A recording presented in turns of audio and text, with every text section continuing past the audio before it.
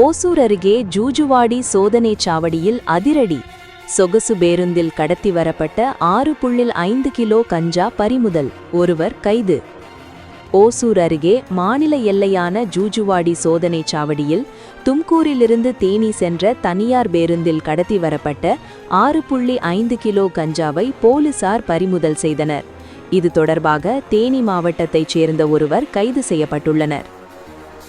கிருஷ்ணகிரி மாவட்டம் ஓசூர் அருகே ஜூஜுவாடி தேசிய நெடுஞ்சாலை பகுதியில் போலீசார் தீவிர வாகன சோதனையில் ஈடுபட்டிருந்தனர். காலை சுமார் 11:15 மணியளவில் பெங்களூரிலிருந்து தேனி நோக்கி சென்ற ப்ளூபார்ட் டிராவல்ஸ் என்ற தனியார் சொகுசு பேருந்தை போலீசார் நிறுத்தி சோதனை செய்தனர். அப்போது அந்த பேருந்தில் சந்தேகத்திற்கிடமான முறையில் பயணம் செய்த இளைஞர் ஒருவர் உடைமைகளை சோதனை செய்ததில் சுமார் 6.5 கிலோ கஞ்சா மறைத்து வைத்து கடத்தி வரப்பட்டது கண்டுபிடிக்கப்பட்டது.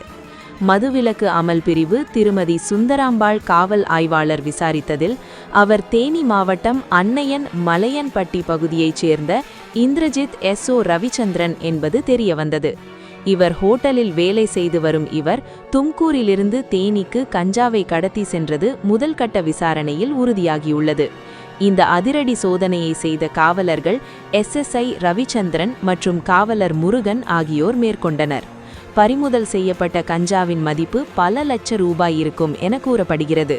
சிப்காட் காவல் நிலைய எல்லைக்குட்பட்ட பகுதியில் நடைபெற்ற இந்த சம்பவம் குறித்து போலீசார் வழக்கு பதிவு செய்து இந்த கடத்தலில் வேறு யாருக்கெல்லாம் தொடர்புள்ளது என்பது குறித்து தீவிர விசாரணை நடத்தி வருகின்றனர்.